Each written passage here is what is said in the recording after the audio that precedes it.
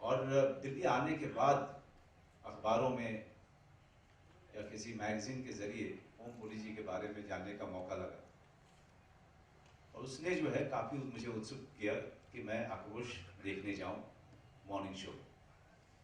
वो समय ऐसा था जब समानांतर फिल्में सिर्फ एक शो में बहुत दूर के किसी सिनेमा हॉल में लगा करती थी, उनके लिए कोई जगह नहीं थी थिएटर। जब मैं आक्रोश देखने गया, फिल्म खत्म हुई, उसके बाद दूसरे दिन वापस गया फिर से मॉर्निंग शो में। तब से लेकर के आज तक ओम पुरी जी के हर काम को मैंने बहुत निकट से देखा और शायद जो रास्ता मैंने चुना, जिस तरह की फिल्मों को करने की जिद ठानी, उसमें ओम पुरी जी की जो काम था उसका बहुत बड़ा योगदान रहा है। उनकी शुरू की फिल्म आक्रोश से ये मेरी यात्रा शुरू हुई थी और दिमाग में कहीं ना कहीं ये जिद पनपने लगा था कि काम करना है तो ऐसा करना है, किसी रास्ते जाना है तो शायद इसी रास्ते जाना है।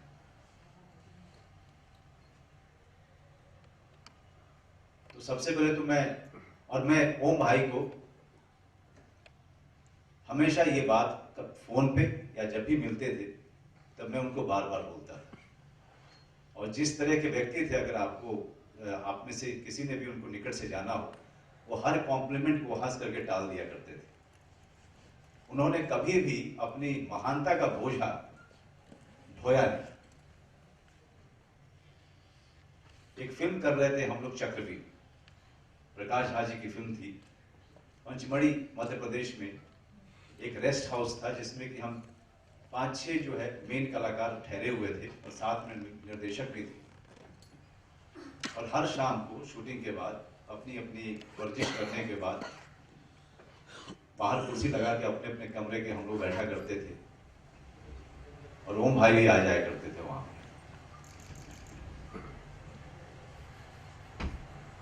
हर कोई कहता है कि अच्छा एक्टर बनने के लिए अच्छा इंसान होना जरूरी है, लेकिन इस शहर में आने के बाद मेरी इस कहावत से मेरा विश्वास थोड़ा उठ रहा था। लेकिन जब जब मेरा विश्वास इस कहावत से उठा तब तक ओम भाई मिल गए। तब लगा कि नहीं, शायद सही है। इतना महान एक्टर होने के बावजूद कभी भी सामने वाले को, चाहे वो एक रिक्शा वाला हो, चाहे वो इस देश का सबसे बड़ा पूंजीपति हो, सबसे एक तरीके से मिलना मैंने आज तक किसी को नहीं देखा। वो हमारे ओम भाई थे। हमारे चक्रव्यूह फिल्म की एक छोटे से छोटे रोल को करने वाला या एक चाय लेके आने वाला स्पॉट बॉय, या फिर उसी सेट पे, उसी लोकेशन पे निर्देशक, या उसी सेट पे कोई नामी ग्रामी एक्टर, सबके जो ओम भाई के साथ संबंध थे वो बराबर के थे।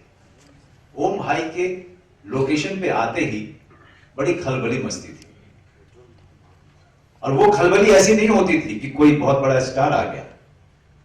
महान तो थे ही, सभी जानते थे उनके बारे में, लेकिन वो खलबली इसलिए मचती थी कि उनका ओम पुरी आ गया, उनके ओम भाई आ गए, उनके ओम जी आ गए।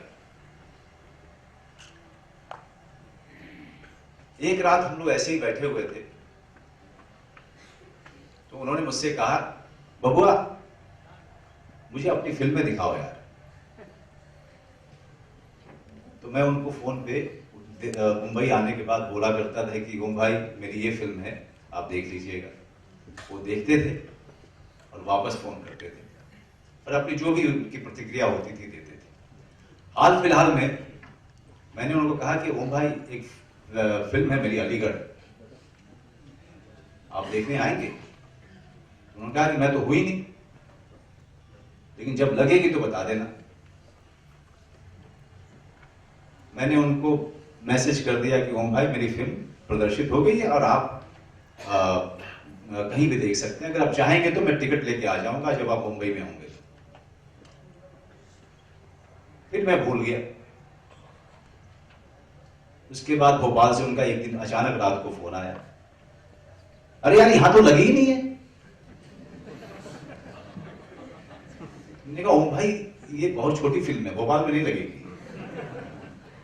अच्छा अच्छा, ये आक्रोश टाइप की है क्या?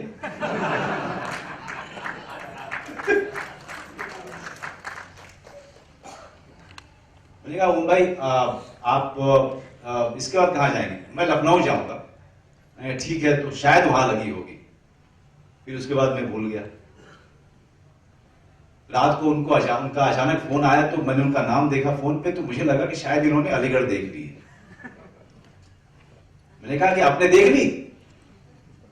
तो उन्होंने कहा अरे बबुआ, यहां पर के जो एसपी हैं वही वो तुम्हारे गांव के हैं, तुम्हारी उनसे मैं बात कराता हूं। अलीगढ़ तुम्हारी यहां भी नहीं लगी है, मैं बाद में देख लूंगा। फिर उन्होंने एसपी साहब से बात कराई। फिर एक दिन अचानक इसी तरीके से हर 15-20 दिन के अंतराल में उनका फोन आता था और हर बार मुझे लगता था कि इन्होंने अलीगढ़ देख ली।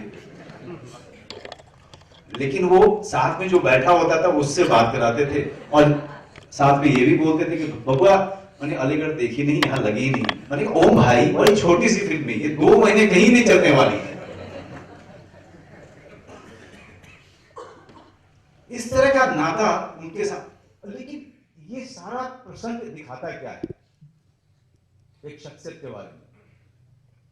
ये प्रसंग ये दिखाता है कि जिसके साथ भी वो जुड़ते थे उसके साथ पूरी तरीके से जुड़ते थे। अगर अलीगढ़ की बात मैंने उनसे की थी तो 4-5 महीने तक हर शहर में ढूंढते रहे अलीगढ़ को। ऐसे थे हमारे ओम भाई। अगर आप उनके साथ बात करने बैठ जाओ तो आपको नींद आएगी, उनको नींद कभी नहीं आती थी। और हर बार बोलते थे अरे कुछ देर और बैठो, कुछ देर और बैठो। बातों का सिलसिला कभी खत्म नहीं होता था। और मैं आपको सही कहूं तो ओम भाई के साथ मेरे बातों का सिलसिला कभी खत्म होगा भी। मैं हमेशा आज भी जब मैं आपके साथ खड़ा हूं, मैं उनके फोटो की तरफ देख करके उनके हंसते हुए मुस्कुराते हुए चेहरे को देख करके ऐसा लग रहा था जैसे कि वो मुझसे बात कर रहे हैं। और मैं आशा करता हूं कि ये तस्वीर, वो उनकी यादें हमेशा मुझसे बात करती रहेंगी। ओम भाई जहां भी हैं खुश रहें और उनकी आत्मा को बहुत खुशी होगी अगर हम लोग खुश रहेंगे तो। धन्यवाद।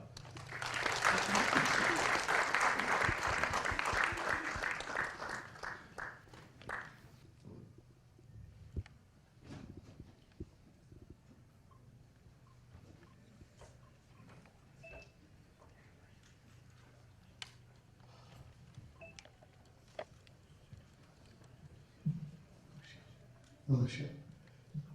ओम जी के बारे में क्या कहें, मनोज जी ने इतना कुछ कहा है। मुझे तो सिर्फ इतना याद है कि मेरा बेटा एक पिक्चर बना रहा था, मैं घर के घाट के राहुल अग्रवाल। उसके अंदर उसने डेब्यू किया था एज ए डायरेक्टर और एज ए हीरो ऑल्सो। उसके दोनों कलाकार रवि किशन जी यहाँ बैठे और साथ में ओम जी थे। उसके अंदर ओम जी ने उनके फादर का रोल किया था। और मेरे ख्याल है कि जैसे वो सेट पे आए उन्होंने राहुल का मनोबल इतना बढ़ाया कि शायद वो पिक्चर ना कर पाता, वो इस पिक्चर में ना होते। फिर मैं पिक्चर पुलिसगिरी बना रहा था। पुलिसगिरी के लिए ओम जी को सब एक ही दिन फोन किया, मैं ओम जी ये रोल है, पुलिस कमिश्नर का रोल है, आप करेंगे? उनको मैंने वो रोल सिर्फ 2 मिनट में सुनाया, कहा मैं कर रहा हूँ। वो एक ऐसे शख्स थे जो बिना एडवांस लिए हुए, बिना पेमेंट लिए हुए ही के मैं शूट कर बैठे। तो उनके बारे में तो क्या बोले, इतनी बड़ी बड़ी पिक्चर की है उन्होंने, हॉलीवुड में की, इंडिया में की, कितने नेशनल अवार्ड्स दिए, पर उनके अंदर बिल्कुल भी गुमान नहीं था किस चीज़ का, किस चीज़ का भी उनके दिमाग में नहीं था कि भाई क्या है। इसके अलावा मैं क्या बोल सकता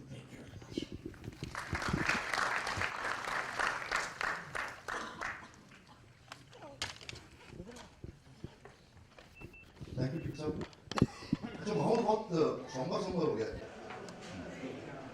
ओके ओके मनोज जी एक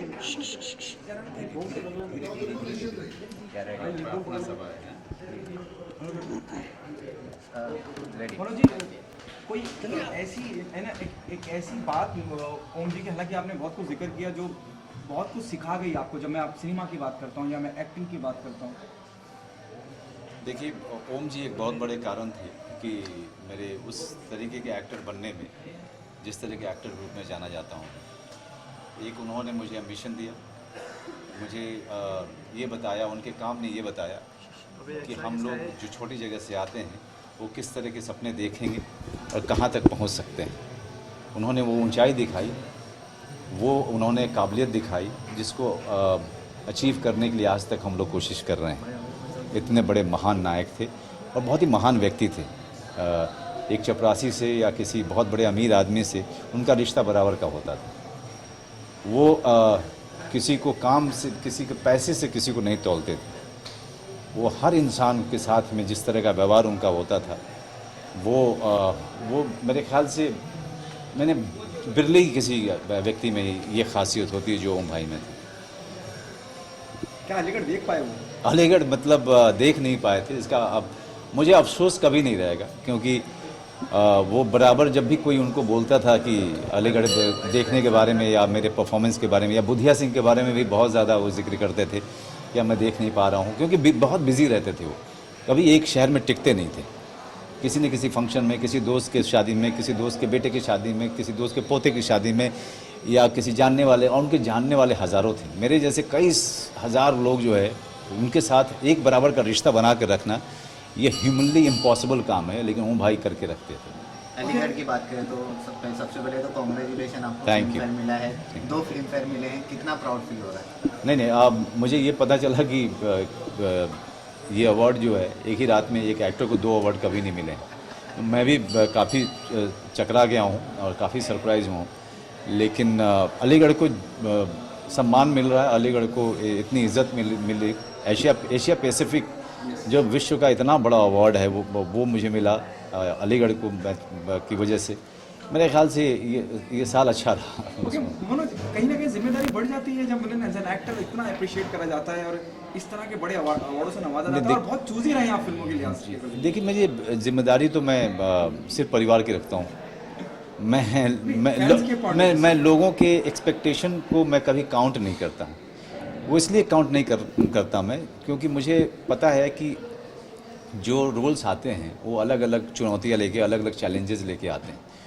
तो अगर आप सिर्फ रोल्स पे ही ध्यान दें, रोल्स वही तन्मयता से करें, तो सबके एक्सपेक्टेशन जो है पूरे हो जाते हैं। किसी की एक्सपेक्टेशन को अगर आप सबसे मेन चीज़ बनाएंगे तो उसे आप डिप्रेशन में चले जाएंगे, फ्रस्ट्रेशन में चले जाएंगे, काम अच्छा नहीं कर पाएंगे।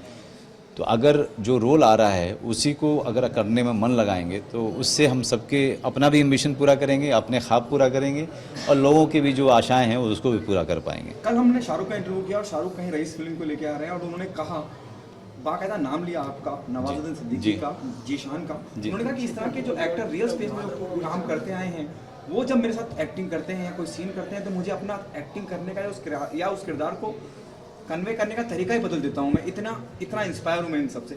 ये taken your name, Nawazuddin Siddiqui and Zeeshan. देखिए, शाहरुख मेरे पुराने जानने वाले रहे हैं। जब हम 17-18 साल 19 साल के थे तब से हम एक दूसरे को जानते हैं। और शाहरुख इतने बड़े स्टार हैं, मतलब मेगा स्टार जिसे कहें हमारे कंट्री के। इतने ऊंचाई जो है बहुत कम लोग हासिल करते हैं स्टारडम में।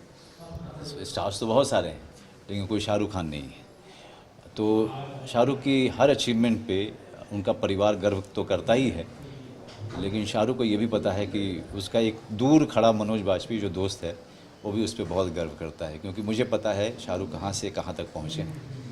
और शाहरुख जो ये बात कह रहे हैं इसलिए क्योंकि वो शाहरुख इज़ वेरी हम्बल।